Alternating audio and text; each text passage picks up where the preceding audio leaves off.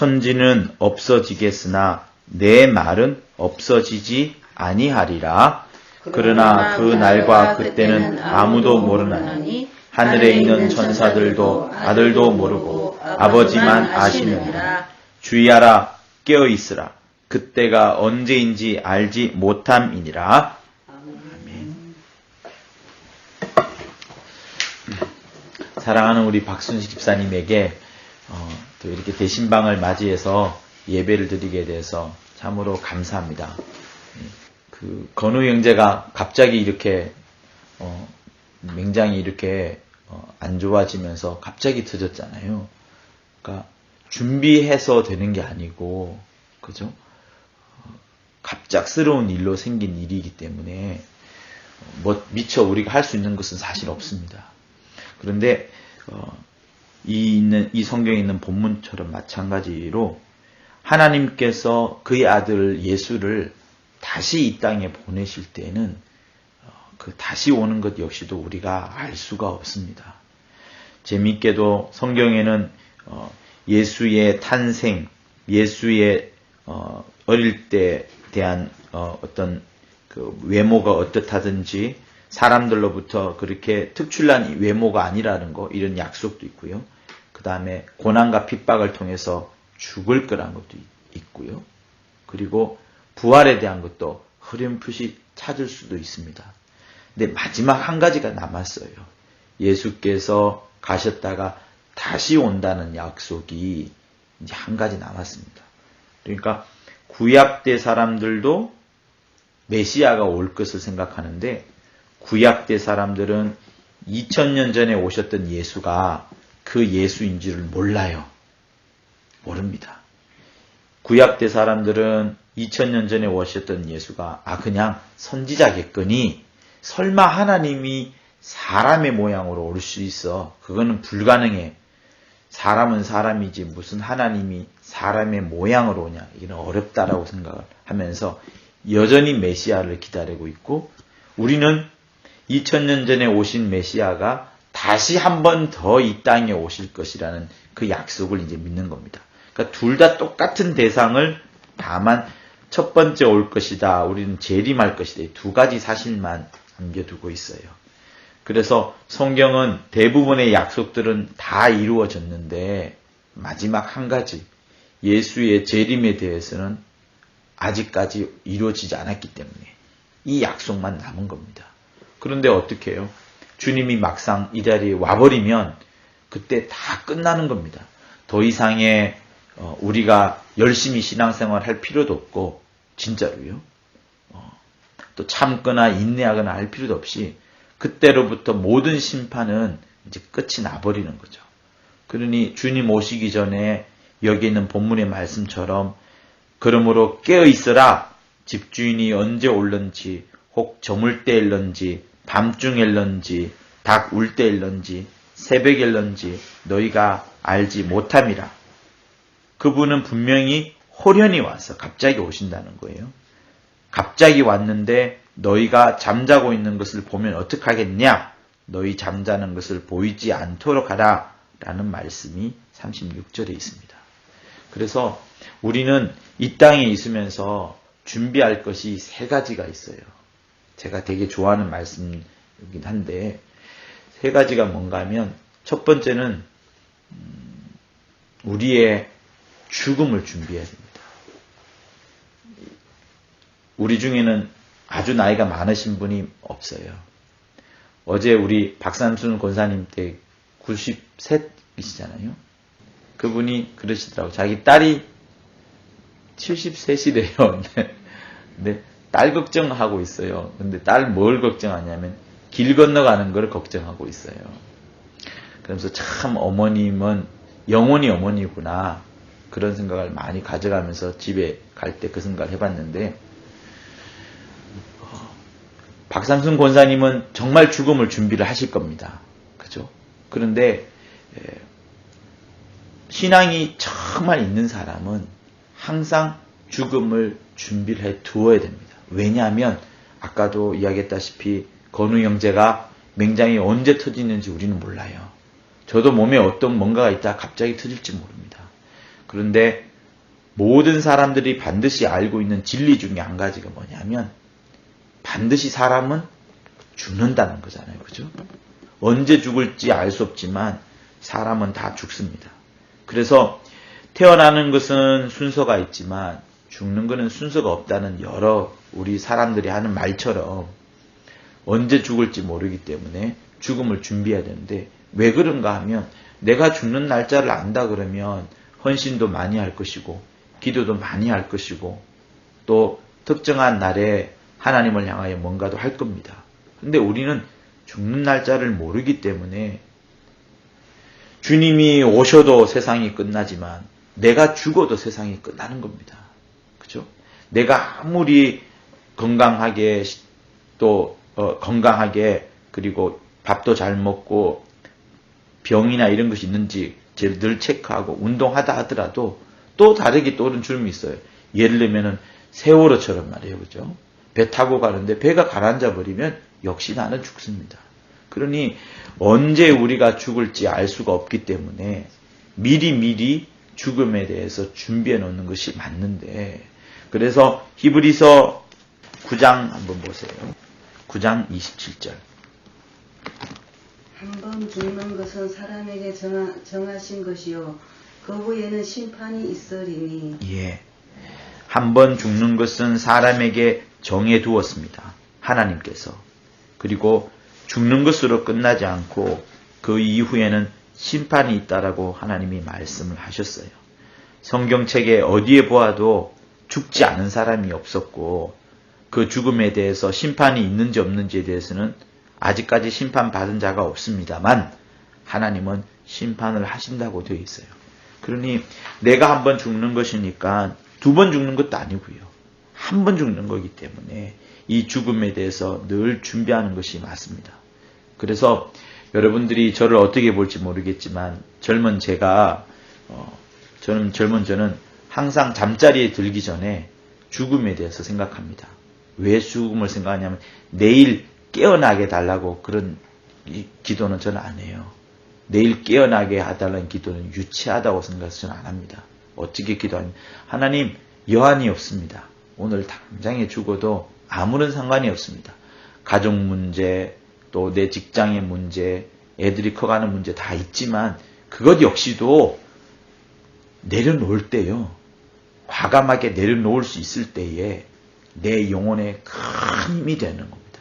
그리고 내려놓는다는 의미는 무슨 말인가 하면 하나님을 철저하게 의지한다는 그 의미가 있습니다. 그래서 죽음이라는 것은 우리에게 슬픈 거기도 하지만 한편으로는 하루하루 잠자리에 들면서 내가 죽음을 또다시 경험하는 거예요. 그런 경험을 하면서 하나님을 더 의지하는 것이 맞죠. 우리는 죽을 때에 다시 사는 것을 믿습니다. 맞죠? 우리 모두 죽을 때 부활을 믿고 다시 사는 것을 믿죠? 네. 그런데 사람들은 사는 것만 믿어요.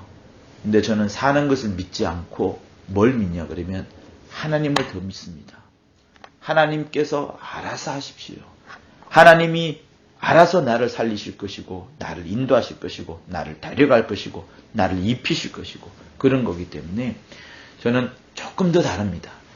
부활을 믿더라도 부활을 누가 시켜주느냐를 믿는 것이고 어려움 속에 빠져서 힘들 때에도 내가 힘들지만 결국에는 하나님께서 이 환경을 막 해친 다음에 환경을 잘 정리한 다음에 하나님께서 나를 붙잡아 주시고 이끌어 주실 것이란 그 믿음이 있습니다.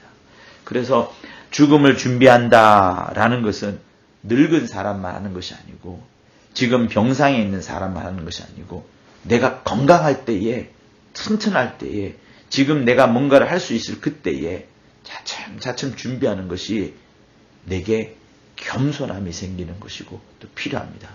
그래서 목사인 저는 정말로 그렇게 해요. 잠자리에 들기 전에 저는 늘 죽음을 준비합니다. 왜? 그래야 내가 겸손해지거든요. 그래야 높아지지 않습니다. 천년 만년 살 것처럼 생각하면 제 마음은 높아질 거예요. 그런데 그러지 않기 위하여서 내가 지금 당장 죽어도 여한이 없을 정도로 만약에 자식들에게 필요하다면 미리 말씀해주고 남겨줘야 되겠죠. 그러다 보니 자녀들에게 꾸지람하기보다는 한 번이라도 더 복된 소식을 전하려 하게 되고 한 번이라도 더 쓰다듬어 주게 되고 싸우고 좀 두드려 맞을 일이 있어도 한 번이라도 뭐랄까요? 손을 꼭 잡고 그러지 말아라고 타이르게 되는 그것이 생기더라고요. 그래서 저는 우리 박순 집사님께서 첫 번째 준비할 것은 나도 죽음에 대해서 준비해야 되겠구나. 건강할 때에, 튼튼할 때에, 아직 젊을 때에 한번 죽는 것은 사람에게 정하신 것이요. 누구나 다 죽습니다. 누구나 다 슬픕니다. 누구나 다 죽음으로 인해서 행복한 사람 없어요. 그러나 하나님께서 정해놓은 것이기 때문에 이 정해놓은 것을 피할 수가 없다면 나는 오히려 준비를 해놓는 것이, 잘 준비해 놓는 것이 정말로 필요한 거죠. 그리고 두 번째로 우리가 준비해야 될 것이 있습니다. 그것은 뭐냐면 우리는 이제 딱 죽으면은 우리의 몸은 이 땅으로 돌아가고요. 그리고 우리의 신령한 몸이 변해서 하늘에 들어가게 됩니다. 우리 고린도 전서 15장 283쪽이 있어요. 35절, 36절 우리 계속 한번 읽어보죠. 자, 38절부터 읽어드리면 하나님이 그 뜻대로 저에게 형체를 주시되 각 종자에게 그 형체를 주시느니라. 육체는 다 같은 육체가 아니니 하나는 사람의 육체요, 하나는 짐승의 육체요, 하나는 새의 육체요, 하나는 물고기의 육체라. 하늘에 속한 형체도 있고 땅에 속한 형체도 있으나 하늘에 속한 자의 영광이 따로 있고 땅에 속한 자의 영광이 따로 있으니 해의 영광도 다르며 달의 영광도 다르고 별의 영광도 다른데 별과 별의 영광이 다르도다. 죽은 자의 부활도 이와 같으니 썩을 것으로 심고 썩지 아니할 것으로 다시 살며 욕된 것으로 심고 영광스러운 것으로 다시 살며 약한 것으로 심고 강한 것으로 다시 살며 육의 몸으로 심고 신령한 몸으로 다시 사나니 육의 몸이 있은즉 또 신령한 몸이 있느니라. 이렇게 돼 있어요. 우리 모두 천국 갈 때 어떻게 가냐면 이 육체로 가는 게 아니고요. 육체는 다 흙이에요. 흙입니다. 가만 내버려 두면 어떤 사람 빠르면 한 달 안에 다 흙으로 돌아갑니다. 그런데 하나님은 이 흙으로 되는 것들을 데려가려는 것이 아니고 우리의 육체 안에 있던 영혼 있죠. 우리 박수님의 영혼, 그 영혼이 신령한 몸으로 바뀌는 거예요. 육체가 이대로 가는 게 아니고 우리의 영혼이 신령하게 바뀌어서 하늘나라로 가는 겁니다. 그런데 어떤 사람은 짐승의 육체를 하고 새의 육체를 하고 물고기의 육체를 하고 어떤 사람은 해의 영광으로 달의 영광으로 별의 영광으로 별과 별의 영광으로 각각 다 다르게 간다는 거예요. 그래서 이 성경의 말씀대로 하자면 우리 몸이 부활을 하는데 그냥 똑같은 이런 모습으로 부활하는 것이 아니고 내가 육체를 가졌을 때에 얼마나 내 영혼을 위해서 살았느냐에 따라서 천국 갔을 때에 똑같은 그와 비슷한 이 땅에서의 영혼을 사랑했던 것만큼 그런 몸으로 부활한다는 것을 말씀을 합니다. 그래서 요즘 김기동 목사님은 되게 이런 이야기를 자세히 하고 있죠. 침례에 대해서도 이야기를 하고 뿐만 아니라 장차 하나님의 나라 갔을 때 아버지의 품 안에 있어야 되는 사람과 아버지의 품 밖에 있는 사람, 천국은 천국이에요. 아버지 품 밖에 있는 사람과 그리고 저기 끄트머리에 있는 옥에 갇힌 사람들과 아니면 음부 가운데서 무저강에 있는 지옥이죠. 그런 곳에 가는 사람들이 각각 다 다르다는 것을 말씀을 합니다. 그래서 제가 왜 목사가 됐겠어요? 그죠? 제가 목사가 된 이유는 하나님으로부터 큰 은혜를 받은 것도 있지만 어쨌든 이 땅에서 영광과 명예는 얻지 못하지만 성도들에게 위로하여 주고 성도들을 신방하여 주고 성도들에게 말씀을 전달해 주고 성도들을 정말 잘 가르쳐서 그들이 하나님의 큰 사랑을 받고 그들이 아버지 집에 들어가서 여기 있는 것처럼 해의 영광, 달의 영광, 별의 영광, 신령한 몸을 얻으면, 그러면 저도 이제 칭찬을 받는 거예요. 야, 너 진짜 수고했다. 금천 예배당 하면서 수고했구나. 이런 칭찬을 받기 때문에 그런 주님의 마음을 알아서 많은 성도들에게 격려하고 가르쳐 주는 거죠. 조금 더 열심히 해서 아버지 품에 들어갑시다. 조금 더 열심히 해서 천국 갑시다. 하는 그것이 저의 해야 될 도리인 거죠. 그래서 우리 박순 집사님께서 준비할 두 번째 것은 천국에 대한 준비입니다. 천국에 대한 준비를 잘 하려면 내 영혼을, 내 심령 속에 있는 영혼을 정말 힘을 실어주고 내 영혼이 힘을 얻도록, 내 영혼이 하나님의 말씀 속에 더 가까이 가도록 이렇게 해야 되는 것이 우리가 준비해야 될 두 번째인 겁니다. 그래서 저는 우리 박순 집사님께서 자기 영혼을 힘을 주고 싶잖아요. 내 육체를 배가 고프지 않게 하려면 어떻게 돼요? 밥을 먹어야 되죠. 식사해야 되잖아요. 그죠? 그것처럼 내 영혼이 밥을 먹으려면 최고 좋은 것은 하나님의 말씀을 꾸준히 읽는 것이 최고로 좋습니다. 설교 잘 듣는 것보다 일주일에 한 번 와서 설교 한 번 듣는 것보다요. 매일매일 내가 하나님의 말씀을 꾸준히 읽는 것이, 하나님, 이 말씀의 주인은 당신입니다 라고 말하고 하나님의 말씀을 꾸준히 읽으면 내 영혼에 큰 힘이 옵니다. 그러면 알지 못하던 때 내 몸에 있는 병들이 떠나가기도 하고 내 몸에 있는 더러운 귀신들이 주랭랑치기도 하고요. 알지 못하는 환경 가운데에서 하나님께서 우리 집사님의 기도에 응답도 해주시고요. 생각지 않았던 하나님의 인도하심을 받기도 하는 겁니다. 그래서 이 땅에 있을 때에 천국을 정말로 사모하여서 그 하나님의 나라 속에 옮겨지는, 이 땅에 있는 그것이 아니라 하늘로 옮겨지는 그런 우리 집사님이 되기를 예수 이름으로 부탁을 드립니다. 이 세상에 있는 재밌는 것은 뭐냐면 이 세상에 있는 대부분의 지식인들이 있어요. 철학자들이 있습니다. 그 사람들이 예수를 알지 못해도 대부분이 다 글을 남기기를 어떻게 남기냐면 우리가 이 땅에서 죽는 것은 죽음이 아니고 관문이라 그래요. 현관문 혹은 통로, 어떤 과정, 이런 말들을 많이 남깁니다. 똑똑했던 철학자들이 다 그런 말들을 해요. 예수를 알지 못해도 그들은 죽는 것으로 사람이 끝나지 않고 뭔가가 이렇게 옮겨지는구나. 그런데 우리 예수 믿는 사람들은 성경에 분명히 나와 있죠. 이 땅에서의 우리의 죽음이 저 하늘에서는 부활로 나타나는구나. 이렇게 알고 있는 것처럼 여기서도 말합니다. 너의 뿌리는 씨가 죽지 않으면 살아나지 못하겠고, 우리는 살아있는 감자씨를 뿌려야만 감자가 태어난다고 생각하잖아요. 근데 하나님은 그게 아니라 그 씨가 땅에 떨어져서 죽어야지 그 다음에 살아난다라고 말합니다. 그래서 이 땅에서 우리는 계속해서 심는 거예요. 천국의 씨앗을 심는 겁니다.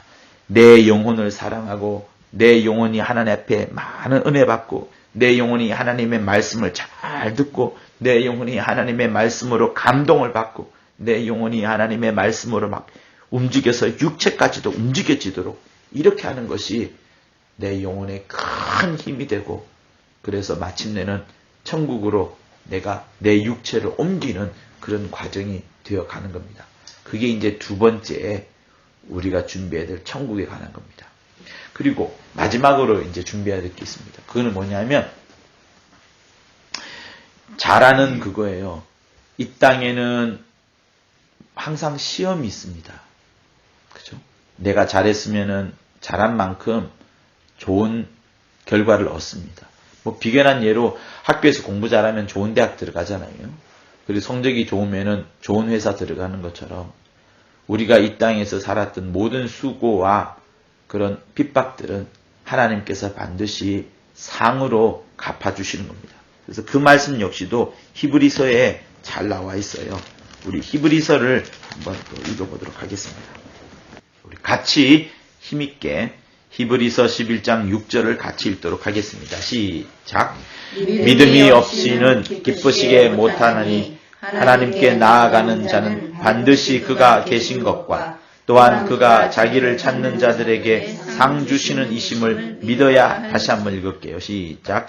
믿음이 없이는 기쁘시게 못하나니 하나님께 나아가는 자는 반드시 그가 계신 것과 또한 그가 자기를 찾는 자들에게 상 주시는 이심을 믿어야 할지니라. 하나님은 우리에게 상을 주신다고 약속하고 있습니다. 상 주시는 이심을 반드시 믿어라. 그래야지 하나님이 기뻐하신다는 말로도 해석이 될 수 있어요. 하나님이 어떤 사람에게 상을 주실까요? 하나님이 과연 어떤 사람에게 상을 주실까요? 그냥 이 땅에서 그냥 양쪽 발 다 내리고 있는 사람, 신앙은 신앙, 또 세상은 세상, 이게 둘 다 하는 사람에게 하나님 상급을 주기가 어려울 겁니다.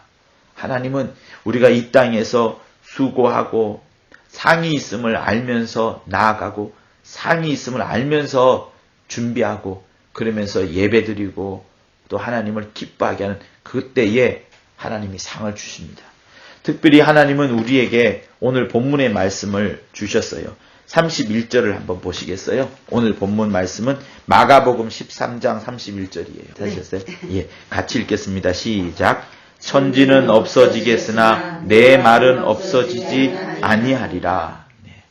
이 세상에 있는 모든 천지 속에 있던 모든 것들은 결국엔 없어집니다.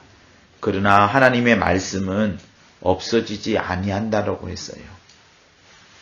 수집사님, 하나님은 우리에게 있어서 제일 원하시는 것은 천지 만물이 썩지 않고 없어지지 않고 그대로 있기를 하나님이 원하시는 것은 아니에요. 근데 천지 만물을 한번 보세요. 봄, 여름, 가을, 겨울 이를 계절을 바꾸면서 계속해서 새로 태어나는 것 같잖아요. 그죠? 태어나고 유지되는 것 같잖아요. 그리고 어떤 전쟁이 일어나서 나라가 황폐하게 된 지역에도 보면 계절이 계속 바뀌면서 봄이 오고 여름이 오고 이렇게 계속 바뀌면서 몇 년이 지나면 다시 소생합니다. 그런데 하나님의 꿈은 뭐냐면 그 천지가 계속되는 것을 원하는 것이 아니고 하나님은 말씀이 계속해서 흘러가기를 원하시는 것이 하나님의 간절한 소원이에요. 그래서 기독교는 다른 종교와 다르게 어떤 특정한 신을 이렇게 모셔놓지 않습니다. 이 세상에 있는 모든 신들은, 모든 종교는요, 이렇게 어떤 신상이 있어요. 신상이 절에 가는 것처럼 어떤 신상이 있거나 돌이 있거나 아니면 특정한 글자가 있거나 그래서 거기 가서 이 신상을 보고 눈으로 보는 거예요. 항상 보는 겁니다. 기독교 빼고는 모두가 다 보는 거예요. 눈으로 보고 그 보는 대상을 향해서 찾아가는 거예요. 근데 하나님은 눈으로 보는 것을 제일 싫어합니다. 눈으로 보여지는 우상을 제일 싫어합니다.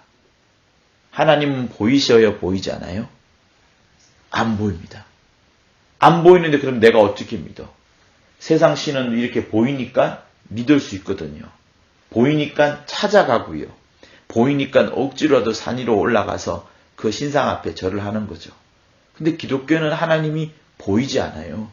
하나님 당신을 보여주세요라고 하는데 하나님은 뭐라고 하시냐면 내가 천지 만물에 가득 차 있는데 내가 왜 보여주냐 이렇게 말씀을 합니다.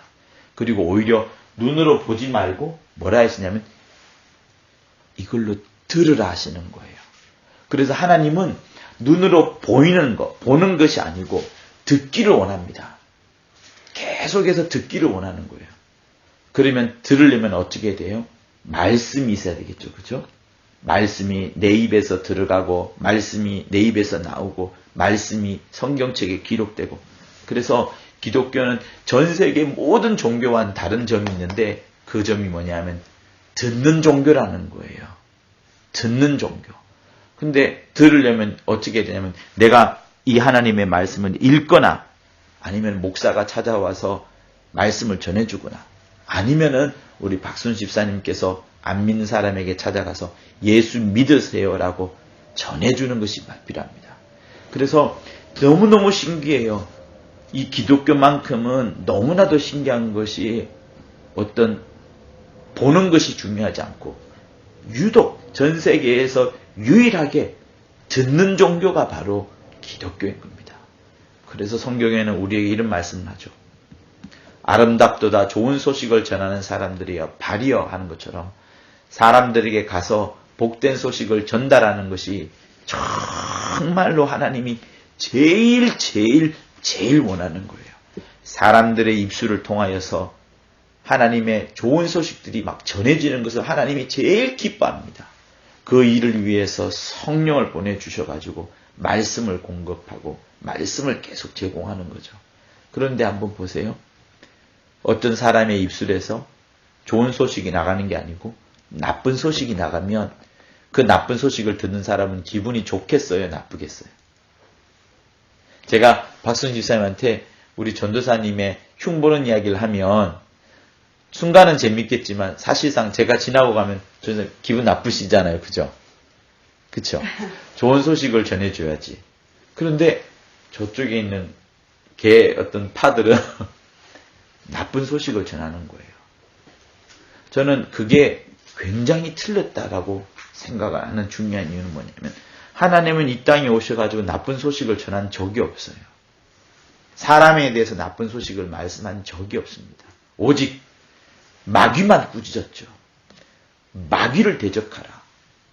심판받는 것은 개파가 아니고 심판받는 것은 사람이 아니고 심판받는 것은 마귀가 심판을 받을 것이라. 이렇게 말씀하시면서 하나님은 오직 그 대적자와 꾸짖는 대상을 누구로 했냐면 마귀를 했었고 또 귀신을 쫓아보낼 때 야 이 더러운 귀신아 이 자식아 하면서 꾸짖는 것이지 사람을 향해서는 나쁜 소식을 전하지 않는 겁니다.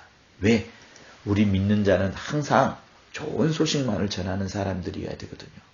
하나님이 그래서 뭘 좋아하느냐 하면 천지 만물에 관심 있는 것이 아니고 야 저기 박순식 집사가 오늘 복음을 전하는구나. 그 입술에서 자식을 위해서 기도해 주는구나. 저 입술에서 남편을 격려하는 말을 하는구나. 남편을 격려하는데 왜 격려하는? 신앙 때문에 격려하는 거예요. 남편이 믿음으로 돌아오기 위하여서 신앙 때문에 남편한테 잘해주고 아랫집 사람한테 잘해주고 또 웃어주고 칭찬해주고 또 용서도 해주고 하는 이것이 우리의 복된 소식을 전하게 하려고 이렇게 하는 거거든요. 그러니까 하나님이 이런 일을 할 때에 상급을 주십니다. 저는 이게 너무나도 분명해요. 곧 예수 믿는 사람이 반드시 해야 될 것은 뭐냐면 믿는 만큼 전해야 되는 것, 믿는 만큼 말을 해야 되는데 믿지도 않는 사실을 소문을 들어서 그것을 재미있게 남을 험담하려고 하는 그런 엑스파일 같은 것은 엄청나게 하나님이 심판 안 할 수 없어요. 반드시 심판합니다. 무서운 그 이상이에요. 교회 사태 그 이상으로 무서운 게 바로 이런 겁니다. 그러니 우리는 뭘 해야 되냐 그러면 내가 이 땅에 살아있는 동안에 끊임없이 입술을 벌린다면 남에게 좋은 일을 해야 되고 내 눈에 나쁜 일이 보여도요. 내가 다른 사람한테 말할 때는 좋게 이야기를 해야 되고 대신에 하나님 앞에서는 펑펑 울면서 하나님께 간구해야 되는 거죠. 우리는 오직 하나님만 바라보고 하나님께 내 모든 억울함과 하소연을 하고 사람은 계속해서 우리가 사랑해 줘야 되는 대상이지 그 사람은 또 사랑받으려고 해도 안 되고 하나님을 향하여서는 찬양을 돌려야 되고 나는 계속해서 복된 소식을 전하는 그런 사람이 되어야 하는 것이 하나님이 가장 원하시는 겁니다. 그래야지 상이 준비되는 겁니다. 할렐루야. 그래서 저는 박순지 집사님께서 이 세 가지를 잘 준비해 주셨으면 합니다. 죽음에 대해서 준비하고 천국 갈 준비를 하시고 그리고 반드시 상이 있다는 것을 아시고 상에 대한 사모함 이 세 가지를 잘 준비하셔서 정말 저보다도 더 훌륭한 하나님의 칭찬받는 우리 박순시 집사님이 되시기를 예수 이름으로 부탁을 드립니다.